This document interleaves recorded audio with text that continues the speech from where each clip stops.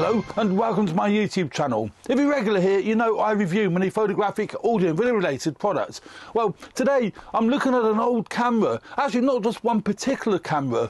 I'm looking at Micro Four Thirds cameras. Now I've done this many times before and I just want to say to people, don't rule out Micro Four Thirds in 2023. And you can pick up some absolute bargains, and they're great cameras. They really are great cameras, regardless of what some reviewers may lead you to believe. And you can actually buy some of these older cameras and still produce great photographs and great video, and I want to show you that you can do that. Now I've got here my Panasonic GH5. Now the GH5, as a lot of you will know, is renowned as being a great video camera. It's also a great stills camera. It's got the 5-axis image stabilization. It has also got animal, bird detect. It's got human and eye detect, and works great in stills. I've had no issues with it whatsoever. I got paired with it today, the Leica 12 to 60 f2.8 to 4 lens. So the GH5 is a real good hybrid camera. I know some people think Micro Four Thirds isn't great for stills. It's a smaller sensor, so you're not going to get such a good image as you would do with a full frame body, but you can. You've got to be careful what you're doing with it. You just got to know how to handle a Micro Four Thirds camera. And when I say handle it, I don't mean like handling it in the form of handling it. I mean in knowing its limitations. One of its limitations is obviously low light. Because it's a smaller sensor, it isn't going to be fantastic in low light. You can't increase the ISO too high, you end up with noise in the images. But if you're taking landscapes and you're taking architecture photographs and that kind of thing, then Micro Four Thirds is fine, simply because you can reduce the shutter speed, particularly with the likes of the GH5, the G9, and many of the other Panasonic cameras, the Olympus cameras, the OMD EM1 Mark II. I always find that a mouthful, but the Olympus OMD EM1 Mark II, great hybrid camera. Now the GH5 I use predominantly here in the studio for video production. I don't go out and about a great deal with it for taking stills because I don't need to. I've got many other cameras for my stills photography. But as a video camera here in the studio, fantastic. And also, as I said earlier, with its image stabilization, fantastic. Micro Four Thirds is a really good format. Now, there's various formats in the photography and filming world. You've got your right down to your 1-inch sensors. There's a little bit bigger than your mobile phone sensor, then Micro Four Thirds, aps-c follows that, then full frame, and then obviously your medium format and large formats. And you know, they all have their advantages and disadvantages. I mean, most people go into towards full frame now, which is basically the same frame size as 35mm was years ago. Value for the dollar, or value for the pound here in the UK, is phenomenal. You can pick up a GH5 so just body only for around 600 quid, maybe a bit more, maybe a bit less, depending on the condition of the camera. You buy it from a reputable dealer such as Castle Cameras, Clifton Cameras, Wex Photographic, MPB, so on and so forth. You'll get a 6 or 12-month warranty as well, so you've got no issues there. You know, 2 card formats inside, you've got 2 SD cards it takes, so you've got your redundancy built in. Interchangeable lenses, obviously Micro Four Thirds format, great grip, long battery life, 4K, you know, and so many different flavours of 4K. But I've got another thing that I want to point out as well, the Olympus OMD EM1 Mark II. Now I'm actually filming this shot on my Olympus OMD EM1 Mark II over here. Now I'm doing this for a specific reason, just to prove the point that you can still use Micro Four Thirds in your filming, and you don't have to spend a lot of money if you want to buy a Micro Four Thirds camera or you want to get into filming and photography. Now you can pick up an OMD EM1 Mark II for around 350 quid. That's an absolute bargain for what the camera can do. So don't be put off by its low price for a second-hand Olympus OMD EM1 Mark II. And as I say, if you buy it from a reputable dealer, you'll get 6 months or 12 months warranty. I actually very recently bought this one, although I've had one for a long time. I bought this one only a week or so ago from Wex Photographic for 350, and I've got a 12-month warranty with it. And it's in great condition. It's a really nice camera. But you'll get great results with it. It's It's got your 2 SD card slots, so you've got your redundancy built in, 3-inch articulating screen, cinema 4K as well as 4K video. It's got 121 phase detect, autofocus points, and that works great in video because you don't get that hunting and pulsing like you do on Panasonic cameras. So use it as a video camera. There's a couple of caveats to that.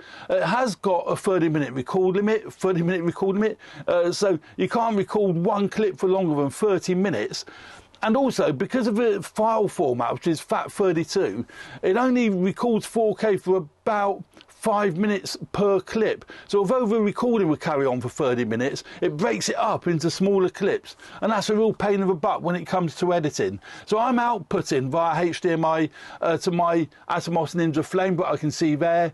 And I've got no record limit on that, obviously. And also, it's not breaking it up into smaller clips. So, you know, fantastic flexible camera, great value for money. So if you do want to get into filming and production, photography, go with the Olympus OMD EM1 Mark II. It's got the best grip that I've ever used. I mean, it's a fantastic grip on that camera. I love walking around with that camera, and the autofocus is still fantastic. So, you know, whether you're looking at the Panasonic range, the Panasonic GH5, even the GH4, you know, that's going for around 300 quid, 250 to 300 quid used, and that's still a fantastic camera.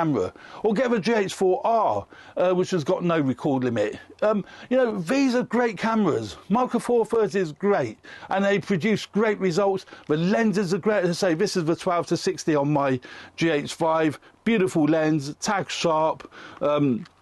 And you'll have no issues there at all. As long as you can work around its limitations, low light being one of them, and that real creamy bokeh. You have to work a lot harder to get that creamy bokeh with Micro Four Thirds, but it is, you know, possible. I mean, I'm filming today with my Olympus 17mm f1.8 lens on the camera, so that's about 34mm in real world terms, or full frame terms. So, you know, it's not bad at all, actually. And that's why I'm quite happy using it here on this camera. Not a great vlogging lens, obviously it's not wide enough to be a vlogging lens, but here in the studio that's working great. And I've got a wee bit of bokeh in the background. There is still separation between me and the background. So, you know, if you're using a longer lens, you can work around the bokeh. What we will do now is have a quick look at some of the images over the years that I've taken with my Olympus OMD EM1 Mark II with many lenses. I have reviewed many Micro Four Thirds lenses here on this channel. If you want to take a look at them, have a scan through my channel, you'll find many I've reviewed. We'll take a look at them on my computer. I would strongly recommend, though, you take a look at them on my Flickr page. There'll be a link in the description to my Flickr page. Take a look at my Flickr page. You'll see many samples of Micro Four Thirds lenses there to have a look at. They'll be much better looking at them there because the quality will be better than looking at them on my YouTube channel.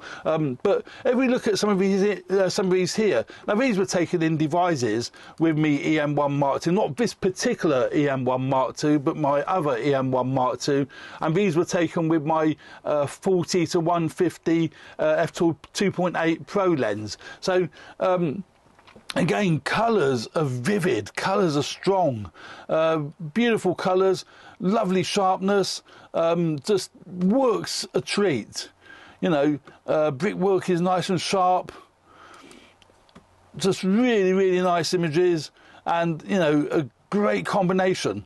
Also, with Micro Four Thirds, they're not very heavy. I mean, you can walk around. This is actually a big camera. The GH5 is quite a chunky camera, but that's a 12 to 60, which is 24 to 120. 24 to 120. That is very compact for an f2.8 to 4, 24 to 120.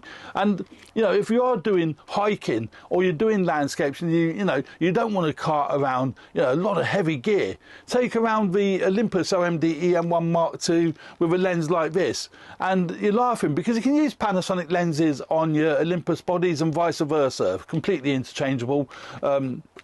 Just be aware though, Panasonic have got a new range called the S5, the S1, the S1H, which are L mount. They're full frame lenses. They're not compatible with the Panasonic Micro Four Thirds lenses. It's a completely different system and a different mount. These photographs are great, and you can get that lovely bokeh. You know, there I photographed on the foreground and then photographed on the background. So there is that separation, which is great. And again, all these images will be on my Flickr page if you want to take a look at them there. But let's have a look at some photographs I took very, very recently with the Olympus 17mm. And they are here. Here we go. Now, these were taken very, very recently, and I took some in town. Let's just have a quick look at what I took in town here. And you can see here some of these images, you know, are just lovely and sharp with that 17mm. There's a 17mm, look at that, it's really, really lovely sharpness. On here, actually, I've changed the sky. I use a different program for that. I'll show you how, actually, I'll show you on that one how I do it. So, may well have done it. I'll show you how I do it. So we'll edit that in a program called Luminar NEO. I use NEO a great deal. Now, NEO is basically either an alternative to Lightroom, or you can use it in combination with Lightroom. It creates a copy. I'm using it on this occasion in combination with Lightroom. Now, I'll leave a link in the description where you can download a trial version of Luminar NEO, and if you do decide you want to purchase it, use the code AVP to get $10 off. It's a great program. They do a subscription model, but they also do a one-off purchase model, and it's a great bit of software. You've got your catalogue in, and you can do all your editing that you can do in Lightroom. So you can do all your light adjustments, your contrast brightness, you can do all your effects. It's got your brushes, it's got everything that you're going to need. But I use it a lot for just replacing the sky. I mean, that's a really naff sky. It's not exactly a great photo, but you just go into your edit module, and that'll bring up the edit module. Go into sky. Let's just change it for that sky. There's loads of skies you can choose, and you can actually download even more, but let's just go with that one. Why not, indeed, eh? Just for this sample. It's taken a bit longer than it would normally take, because I'm actually doing a screen recording in the background. But there we go. There's a new sky. We can click on enhance if we really want to, and make some adjustments. Make some fine adjustments on that, make it really pop, click apply, and there it's done, and that'll go straight back into Lightroom. So, great bit of software, an alternative to Lightroom if you don't want to pay for a subscription model. Many people don't, and I think it's a great alternative.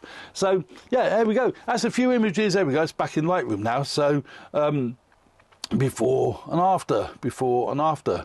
But yeah, great lens for 17mm, really compact, and great sharpness, great detail. And again, for street photography, it's a great lens because you don't have to be too accurate about your focus point. Colours are lovely.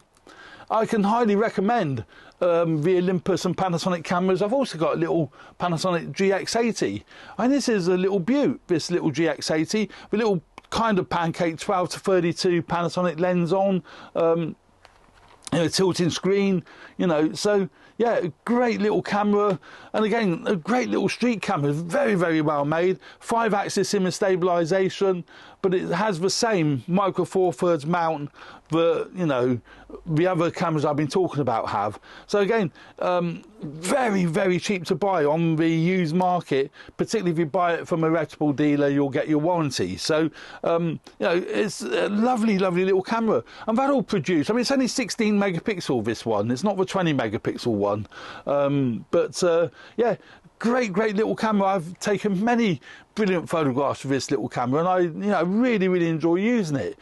So yeah, if you want to get into your photography and video, that shoots 4K video as well. If you want to get into your photography and video, you don't want to spend a lot of money, or maybe you can't afford to spend a lot of money, then buy Micro Four Thirds, because it covers such a wide variety of situations, other than really low light, unless you're doing, you know, static subjects. With the Olympus OMD EM1 Mark II, it has got great image stabilization, so you can reduce the shutter speed and still get, you know, great sharp images. Mic input, headphone jack, it's got it all, you know, at a fantastic price. So yeah, there we go. That's the Olympus OMD EM1 Mark II. I'm looking into it now and, you know, finding it's working great. So yeah, I can highly recommend the OM1 Mark II as well as the GH5 and many other Micro Four Thirds cameras. So there we go. Thanks very much for watching. I hope you did find some use with this video. Please hit the subscribe button if you like the content of my videos, and please hit the like button if you like this video. That would be fantastic. That really helps me grow the channel. Thanks very much, and stay tuned for more videos. Cheers for now. Bye.